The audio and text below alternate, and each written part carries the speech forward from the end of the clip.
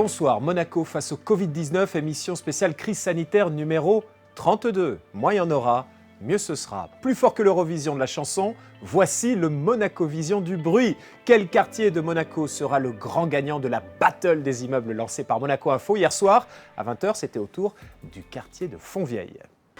Mesdames et messieurs, bonsoir! Ce soir, vous devez gagner la battle des immeubles!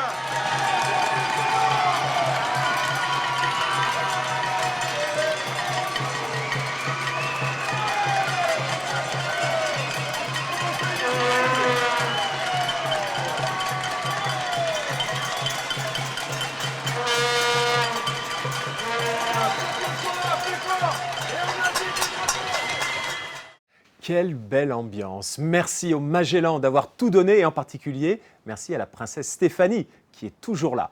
Cette battle des immeubles fait tellement de bruit que même la grande presse nationale, Monaco Matin, y a consacré sa une aujourd'hui. Au passage, la presse internationale suit également de près ce qui se passe dans cette émission, à l'image de la forte reprise de l'interview du cycliste et résident monégasque Philippe Gilbert. Quoi qu'il en soit, pour la battle des immeubles, le niveau commence à être relevé. La Condamine fera-t-elle mieux ? C'est pour la bonne cause et en plus il y aura un cadeau surprise à la clé. Ce samedi soir à 20h, nous serons du côté de la rue des Açores avec Ferxel au micro et Erwan aux commandes du drone. A tout à l'heure. Au sommaire de votre émission ce soir, comment la compagnie monégasque de banque CMB fait-elle face à cette crise et surtout comment aide-t-elle ses clients à faire face? Nous serons en duplex avec son administrateur délégué Francesco Grozzoli. La Fondation Princesse Charlène a fait fabriquer 5000 masques en tissu pour la population de Monaco. Le frère de la princesse a procédé lui-même à la distribution auprès des commerçants et de leurs clients cette semaine. Gareth Whitstock sera notre invité. Mais tout de suite, le point info avec vous, Émilie Rousseau.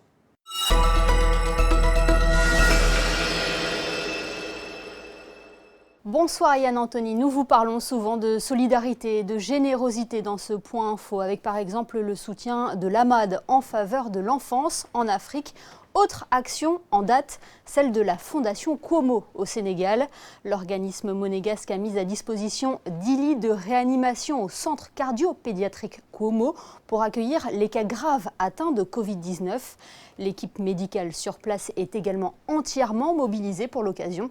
À ce geste de solidarité, la Fondation Cuomo a également fait un don de 90 000 € à la Croix-Rouge monégasque pour soutenir les différentes actions de la CRM.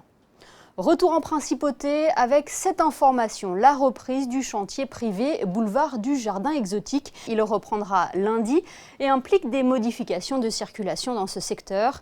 Les véhicules venant de France seront déviés vers le tunnel Albert II ou pourront accéder à Monaco via la Moyenne Corniche ou l'avenue Hector Otto. À noter que la reprise de ce chantier est encadrée par des mesures sanitaires strictes et ce afin de préserver la santé de tous les intervenants. L'État veillera d'ailleurs au respect de ces mesures en effectuant des contrôles réguliers. Merci beaucoup Émilie. Installée à Monaco depuis plus de 40 ans, la CMB, la compagnie monégasque de banque, compte plus de 200 collaborateurs. Nous rejoignons en duplex son administrateur délégué. Bonsoir Francesco Grozzoli. Bonsoir. Merci d'être avec nous. C'est intéressant de vous parler parce que, comme beaucoup de dirigeants en principauté, au tout début de cette crise, vous vous êtes dit « j'ai envie d'être utile » et vous avez trouvé une solution. Oui, je pense que dans une crise qui est quand même inédite et qu'on n'a, je pense, jamais vécue, en tout cas dans nos générations, il est important d'abord de se focaliser sur maintenir notre business et surtout s'assurer que nos collaborateurs soient en bonne santé et qu'ils puissent travailler dans des bonnes conditions. Mais la seconde phase était plutôt de dire comment est-ce que une banque avec un ADN local fort peut aider la communauté locale. C'est pour cela qu'on a pensé au centre hospitalier Princess Grace, qui est en fait un petit peu notre front dans cette guerre. Et dans ce front, nous avons tous les médecins, les soignants, les infirmières qui sont là pour nous protéger. Donc, on a d'abord essayé d'être vraiment pragmatique et de leur donner quelques masques qui nous restaient lors de la précédente crise SARS il y a quelques années. Ah, vous aviez gardé des masques à la CMB? Oui, ils étaient périmés, mais malgré tout, l'hôpital a dit qu'ils étaient bons. Donc D'accord. on leur a donné. Combien de masques? On a donné d'abord un contingent de 1000 masques et ensuite on a trouvé dans un fournisseur européen un stock de 10 000 FFP2 que nous avons reçu la semaine dernière et que nous avons acheminé à l'hôpital. Et ensuite, vous avez fait un don de 100 000 euros. On a décidé, comme compagnie monégasque, de donner 100 000 euros à l'hôpital, mais d'essayer de faire quelque chose de plus large et de faire une action auprès de nos clients et de leur dire est-ce que vous voulez nous aider à faire cette collecte, ce fundraising pour l'hôpital. Et nous l'avons lancé vendredi dernier en envoyant une lettre à tous nos clients. Et je dois dire que depuis, nous avons eu des réponses positives et nous avons à ce jour plus de 300 000 euros de dons qui sont arrivés, incluant le nôtre.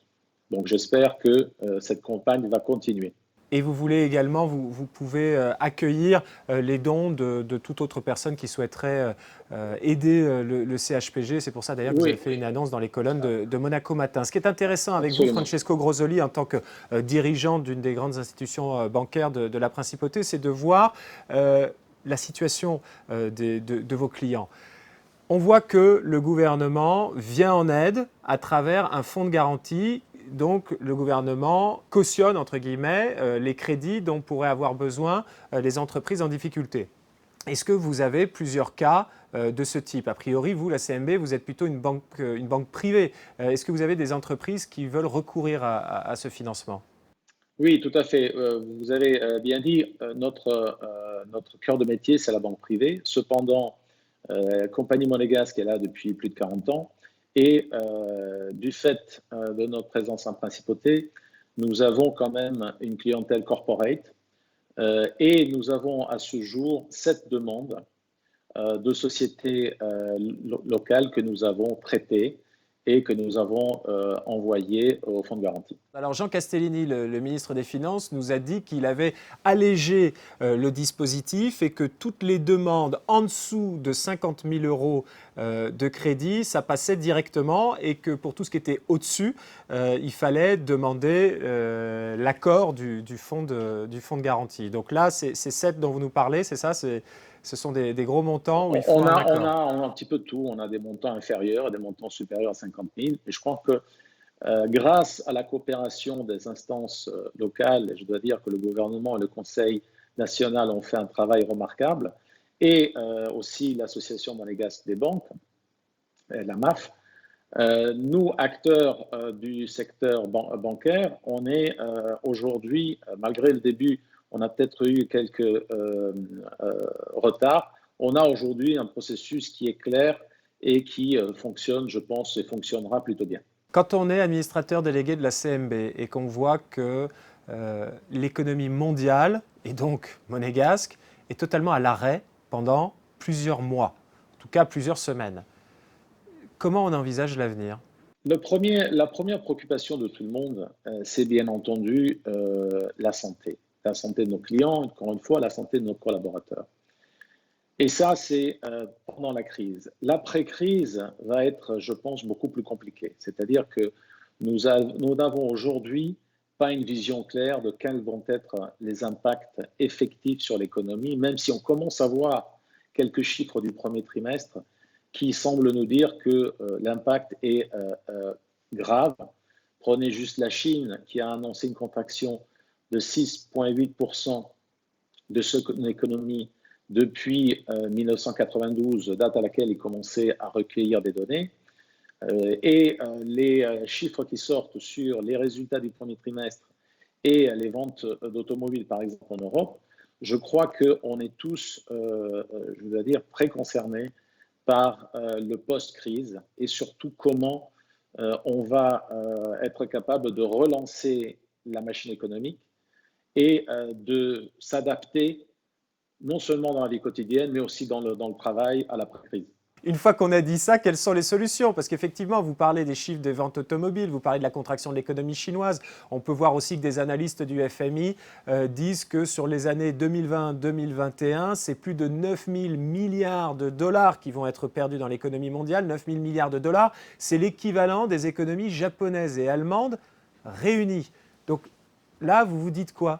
Je me dis qu'il va falloir se remettre tous à travailler vite, et à remonter les C'est un manches euphémisme. et faire en sorte que les structures bancaires mondiales soient suffisamment réactives pour aider le tissu économique et limiter au maximum non seulement les blessés et les morts qui sont dus à la crise sanitaire, mais aussi les blessés et les morts futurs dans le tissu économique des entreprises.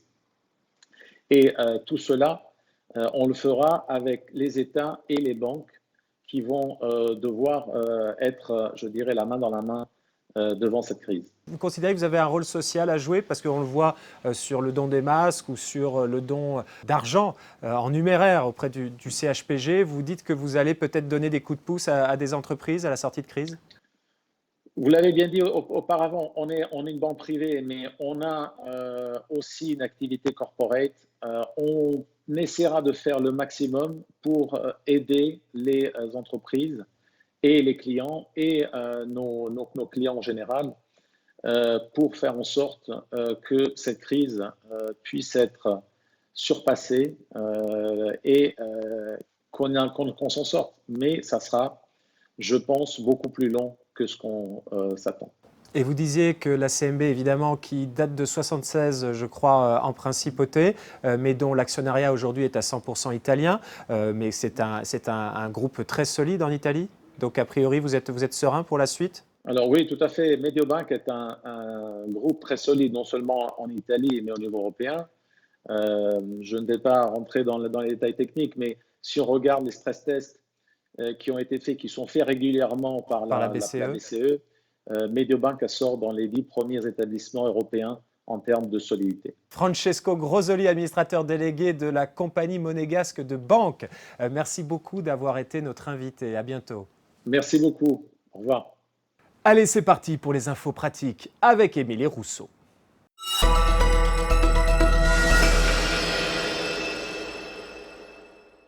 Depuis le début de la crise liée au coronavirus, la mairie de Monaco a mis en place un dispositif spécifique au marché de la Condamine. Un sens de circulation permet d'éviter le croisement ou un flux trop important de clients sur la place d'Armes et à l'intérieur de la halle. Et bien même si votre marché reste ouvert, la signalétique a été renforcée dernièrement et ce pour mieux informer les consommateurs. À noter que vous pouvez toujours compter sur la livraison à domicile des commerçants de la Condamine, un service gratuit disponible 7 jours sur 7. La liste des commerces participants est à retrouver sur le www.mairie.mc. Depuis vendredi, les équipes de la mairie de Monaco distribuent des masques aux plus de 65 ans.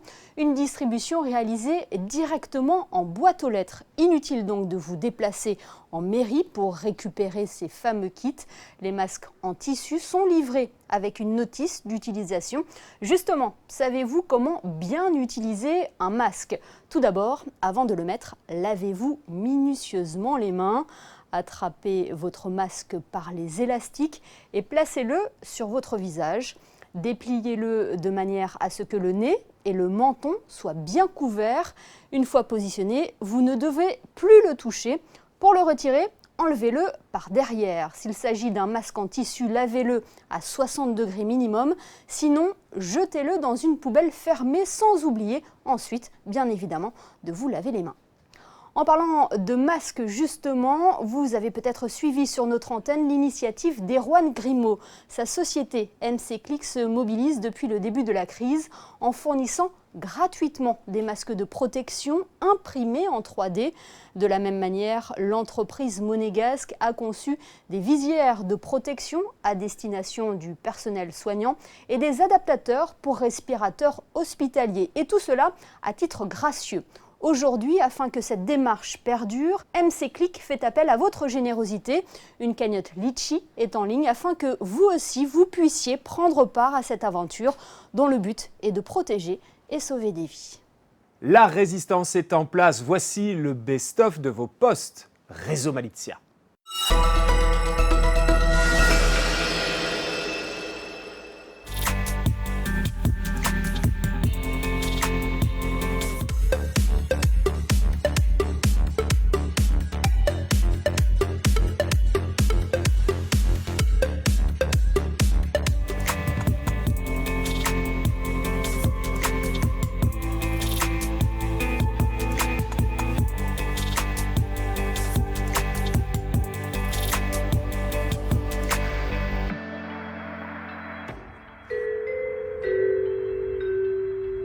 Desperte giuscuri nostra paesi, sei vento me pavajon. La Fondation Princesse Charlène a fait fabriquer 5000 masques en tissu blanc. Les volontaires de la Fondation ont été les premiers à en distribuer à la population gratuitement. Et pour en parler, nous retrouvons le secrétaire général de la Fondation Princesse Charlène. Bonsoir Gareth Whitstock. Good evening, Gareth. Bonjour Jan. Thank you very much for being with us and congratulations on this great initiative. 5,000 face masks. Where did the idea come from? This great initiative came from Princess Charlene, where she wanted to help the Monaco community during this difficult time, which has affected friends and families from around the world.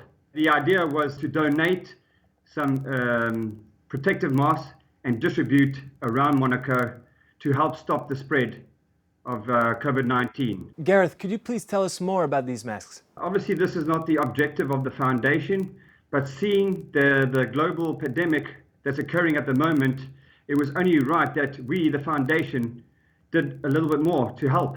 We produced 5,000 protective masks, which were distributed around Monaco with the help of the foundation members and some generous volunteers. And they're reusable, right? That's correct. What's great about these masks, they can wash them up to 40 times. And I see that there's a logo strung together. Which is a symbol of unity and solidarity, which was encouraged by the Monaco sovereign family, Prince Albert and Princess Charlene, which I think is a positive and strong message. And I think if we all work together, we can overcome this challenging time. So you thanked the volunteers because you were helped in distributing Yes. these masks, but you had two famous volunteers among you, two ambassadors of the Princess Charlene Foundation, Pierre Frolat and Charles Leclerc. Yes, absolutely, and we are absolutely grateful to them. They are absolutely fantastic ambassadors. They've done such great work for us, and they still continue to do great work for us. And we have been overwhelmed with messages from the public. So we are so grateful to everyone. So on behalf of my sister and myself, we'd like to say thank you, and we're really grateful to everyone. As you said, this is not the foundation's number one priority. What does the foundation usually do? The primary objective of the foundation is to save lives and put an end to drowning. The mission of the foundation is to raise public awareness and about drowning, about water, and that we want to implement safety measures to children and adults, and just to show them how to swim. How many people die by drowning every year? For every hour, it claims about 40 people. And more than half of the victims are under the age of 25. And children under the age of 5 are mostly affected. So if you add up the numbers, it's scary. The foundation started in 2012. That's correct. So you've already saved many lives probably since then? Yes, Jan, we actually reached out to 34 countries, and we've reached out to over 730,000 people. So it is a great result for the foundation, and we're not going to stop there. Gareth, one more thing. I didn't get a mask, and I'm under 65 years old, and the government is right now handing out masks to people above 65 years old. How could I get a mask from you? Due to the demand at the moment, we've actually ordered more. Okay. Okay. Yes, we will get some delivered to you. Okay, that's good. Thank you very much, Gareth. Thank you so much. Restez chez vous, stay home, bon courage. Merci. Quel quartier de Monaco fera le plus de bruit en hommage aux héros de cette crise? Ce samedi soir à 20h pour la Battle des immeubles, nous serons à la Condamine, du côté de la rue des Açores. N'hésitez pas à vous filmer vous-même et à partager les images sur le réseau Malizia sur Facebook pour que nous puissions ensuite les diffuser sur Monaco Info. Ferez-vous mieux que le Jardin Exotique, que l'Annonciade ou que Fontvieille? Tous les héros qui sauvent des vies comptent sur vous. Voici le best-of des réseaux sociaux.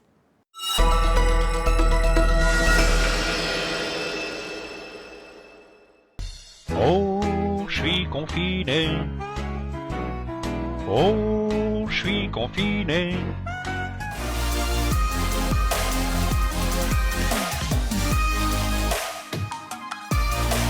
Finiamo il tutto!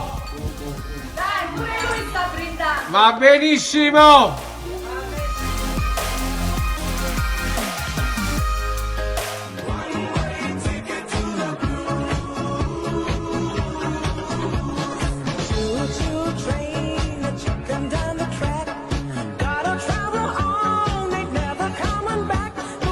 Ma femme me dit, mets-toi au sport, mais je peux plus sortir dehors. Donc j'ai une bière à la main, du soir au matin. On est confiné. Monaco face au Covid-19, c'est votre programme. À vous de nous alimenter en rejoignant le réseau Malizia et à nous de vous informer 7 jours sur 7 à 19h tout le temps de cette crise. À demain sur Monaco Info. Inspiré par l'émission belge RTL TVI, la Battle des immeubles, épisode numéro 3, pour l'épisode numéro 32 de Monaco Info, l'émission de Yann-Anthony Guegues, ici présent, Monaco face au Covid, powered by Unsoclick. Attention, 5, 4, 3, 2, 1, Fontvieille.